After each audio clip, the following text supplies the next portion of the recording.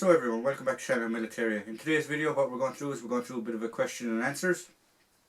I asked some friends on text to send me some questions, so I'm going to go through the questions. I'm not going to give out your names because I'm not too sure if you want them on YouTube, but if you ask me the question, I'll answer it. You'll know who asked me the question yourself because you should be watching the video. So the first question is, how big is the collection and where did you acquire it and the bulk of it? Where did I acquire the bulk of it? I've been collecting all my life, first of all. Always had an interest since I was a kid. The bulk of it, I collected myself. But I have had items that people have bought for me, friends, family, for birthdays, Christmas, things like that. Where do you acquire it? You acquire it at military fairs, antique shops, second-hand shops, car boot sales, eBay. You'd be surprised where you pick it up. So that's the first question. Excuse me 1 second.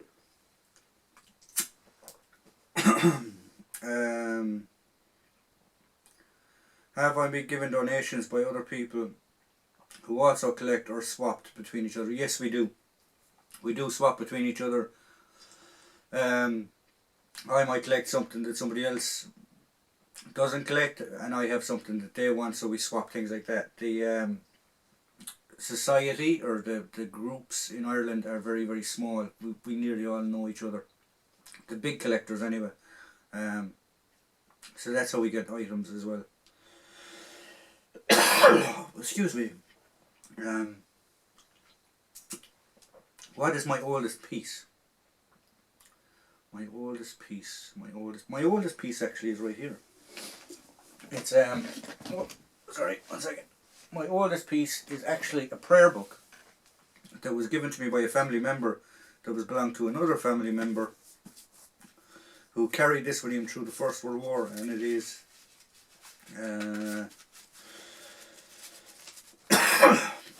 excuse me, it is 1884. I don't know if you can make out the date there now on it, but 1884 is the oldest piece that I actually have in my collection. Not quite militaria, but it is militaria because it was carried through the First World War by a relation of mine. So that's the oldest piece. Next question is, what is the oldest piece? I just answered that one. Do you have any memorabilia from countries that no longer exist, such as Burma, USSR, etc.? Pardon me. God, I have something caught in my throat and I can't get rid of it.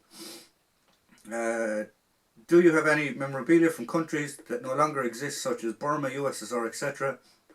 What is your favourite era to collect? Do I have items? I do. He's West German, technically no longer exists. I have a Communist Party book from the USSR for a member from the political party. I have a Rhodesian camouflage uniform that is now Zimbabwe. That's it, I believe, at the minute. Sorry, I do have some Russian items from the USSR. Yeah, but they would be the main one. The main areas I collect in First World War, excuse me, Second World War, Vietnam, and Operation Banner or Northern Ireland Troubles. First World War, only Munster Fusiliers because I have family members.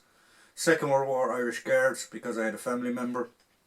Vietnam, Australian Vietnam, because I just like the fact that they're a lesser known group that had fought in Vietnam. And not Banner because I grew up in Ireland in the 80s and it was a very relevant thing.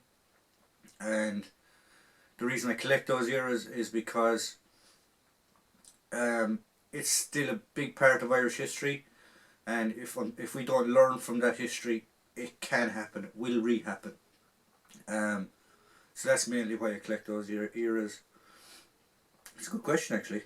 Next question is,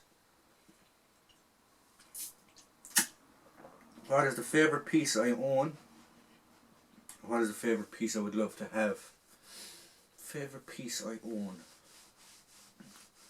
would have to be the side cap, the West German side cap that I actually covered in briefly in this mannequin video. That was bought for me by my father not long before he passed away, and I have my grandfather's bayonet for Lee Enfield SMLE. Now, was it used in a war? I don't know, but I inherited it off him. So they're probably my two favourite pieces. What would be my jewel to collect? Obviously, I think in every collector, military collector, would have to be either a Victoria Cross or a Congressional Medal of Honour, just for the history alone. I think there's only about 15 to 16 living Victoria Cross winners.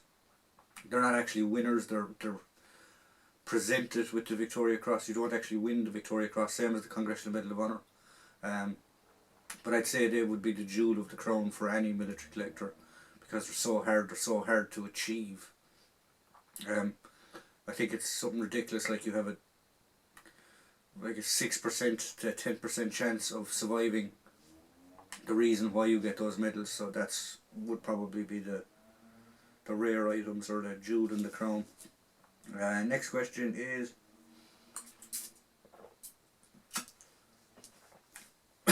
is there any army memorabilia that I would not invest in, such as Nazi propaganda memorabilia? Oh, that's a tricky one. I don't even have. I have two items of German World War II militaria. Well, they're not actually militaria. They were made. The reason I have them is they were on the set of Saving Private Ryan, which was filmed in Ireland.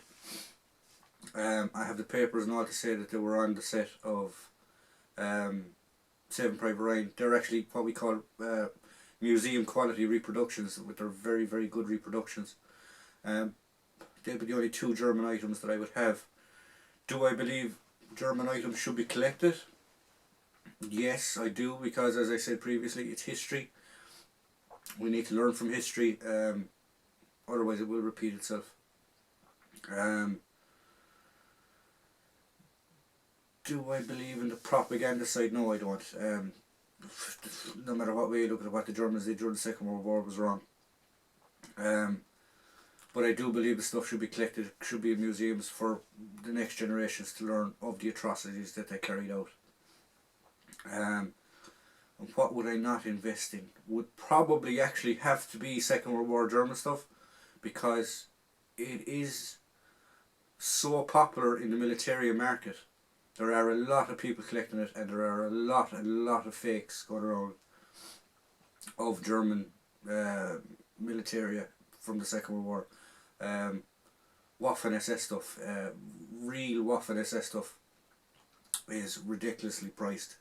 If you wanted to buy any original stuff, would it be my cup of tea? No, it wouldn't. I don't collect German Second World War stuff. But that's just me. It is collected, but I don't collect it. And would I invest in it? No, I wouldn't, because it's too hard to tell the fakes from the reals. So that would probably what I would not invest in. Would definitely be Second World War stuff. Or German Second World War stuff. If I was to say for anyone starting out in the hobby now what to invest in, or what to start collecting, I would actually start collecting British and American surplus from Afghanistan and Iraq, because it's so plentiful at the minute, and as time goes on, obviously it's going to get less plentiful, and it's cheap at the minute. So if I was to tell anyone who was starting out in the hobby now, they would be the areas that I would tell them to start collecting. Would be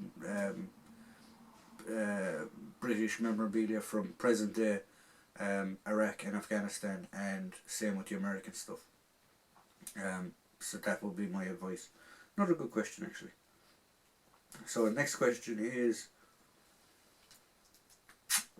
what inspired me to start collecting? Nothing really inspired me. I always wanted to be in the military, and I did achieve and join the military. I actually wanted to join the Navy first of all, when I was a small kid, because my dad, we used to watch all World War Two movies like The Coral Sea and The Sea Shall Not Have Them and Sink the Bismarck, all black and white movies, and I initially wanted to join the Navy, but I grew out of it when I realised that I would never be on a battleship because they were um, outdated at that stage. And then I leaned more towards the army when I got older, and I heard stories from my grandfather about my great grandfather. I actually had an uncle that got drafted and sent to Vietnam. So I leaned more towards the military. And then when I was in the military, you pick up stuff from working with other units, other armies, other soldiers. The common one was we'd swap our berets. We'd swap our beret with them, and they'd give us their berets. You pick up bits and pieces like that. So nothing really inspired me. I just always had a passion for it. Always wanted to be in the military. I achieved joining the military. Got discharged out of the military due to injuries that I sustained. I just carried on collecting. I believe it's a good hobby to have. I like to try and teach. That's why I do the YouTube videos. I like to try and teach and pass on information. And via collecting and via doing shows, and I have been asked to bring it to schools, some parts of the collection to schools and things like that. Mainly First World War and Second World War stuff. And I believe it's a good tool for education. I'm dyslexic, so I learn by seeing. We had a very good primary school teacher when I was in school. I'm not going to mention his name, but like that, if we were learning about the Vikings, he'd bring in a Viking sword and a big shield, and made it interesting for us. So that's why I started collecting. I suppose that would be my inspiration, or my reason for collecting would be to educate. And at the moment I use that, I try and educate via YouTube. Next question, have you ever had to restore a piece, and if so, is it expensive? Also, if you have to get something restored, is it easy to find parts or of originals? Oh, that is a good question too. Have I had to restore? Yes, I've had to restore stuff. Webbing. You have to stitch it up sometimes and things like that if you get a bad set. I actually have a large pack that's up there at the minute that needs to be repaired. You can go into detail, like, I mean, the Second World War stuff, like the stitching was different, the actual material, the weave, can it be repaired? It can be repaired, but there is an awful lot into it. And yes, to try and find original parts, original badges, original flashes, can be very, very difficult. I know I'm trying to put together Royal Ulster Rifles Second World War tunic. The tunic itself is reproduction. I had the option of going either reproduction tunic or real tunic, and then sewed on reproduction patches, but I actually went the other way, whereas I get real patches and sewed onto a reproduction tunic, because like that for schools and stuff, if you plan on wearing it or planning on showing it, you don't want to bring an original to something like that. So like, patches can be very, very hard to find. Original patches can be very hard to find.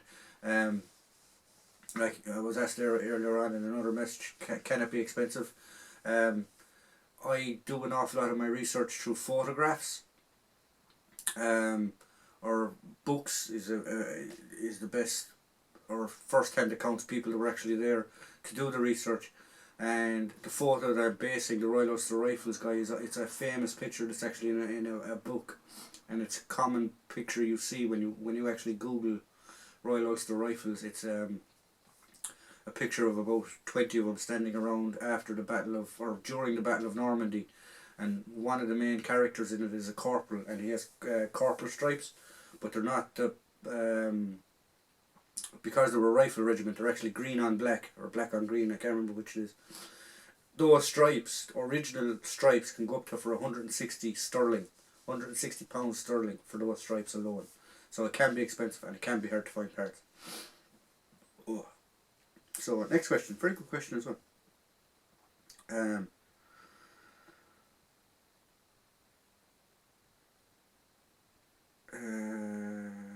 think I have them all covered.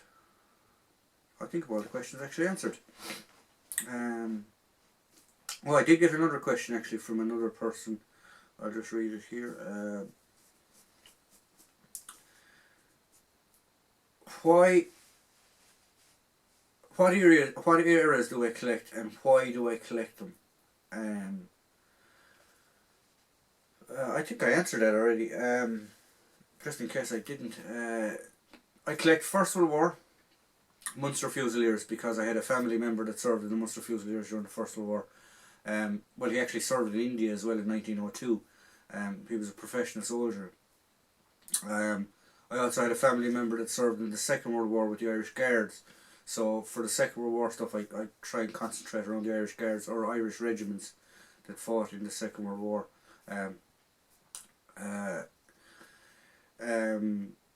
Vietnam.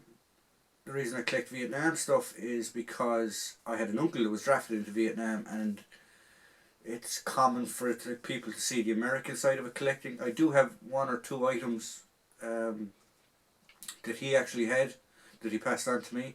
But I collect the Australian side of Vietnam because not many people know that the Australians were involved in Vietnam and fought the war completely different to the Americans, and their history with Vietnam is unbelievable. I actually believe if the Australians were left alone and fight the war that they wanted to fight, Vietnam would be a lot different. They might have even possibly won that war if they'd have supplied more troops and more of an effort into other areas. Towards the end of the Vietnam War, the Australians could nearly walk around their sector unarmed. That was how good they were. They had come from fighting insurgency wars in Malaya and some other places and had completely different tactics than the Americans. Then Op Banner. Why do I collect Op Banner or Northern Ireland Troubles? I know it can be, for a Catholic from the south, to be collecting stuff from the Northern Ireland Troubles. I grew up in the 80s. My wife is right on the border of the north. So she has stories, her family have stories from the Troubles in the north. And I don't just collect RIC or RUC or British Army stuff from the north. I collect everything. I collect Loyalist, Nationalist, British Army, RIC or RUC, Royal Ulster Constabulary, Prison Service, Emergency Service from the border or from the north, firemen, because they were the Prison Service, the Ambulance Service, the Fire Service. They were all involved in Operation Banner or the Northern Ireland Troubles, whichever way you want to call it. And I believe, as I said earlier on, I believe history is a massive tool, and if you don't carry on history, if you don't pass on history, it'll repeat itself. And the best way, I think, to show people history is what a British soldier looked like, what an RUC man looked like, a representation of what a nationalist, a unionist would have looked like. And personally myself, that's how I learned, and I believe that is a good way of learning. So I hope you liked today's video. It's a bit different. I'm not actually showing an item of Militaria, but I hope I answered your questions. I hope you enjoyed the video. If you not a subscriber, please subscribe. It helps. Give a comment below if you've any further questions that you would like to answer. And thank you very much, and hope to see you for the next video.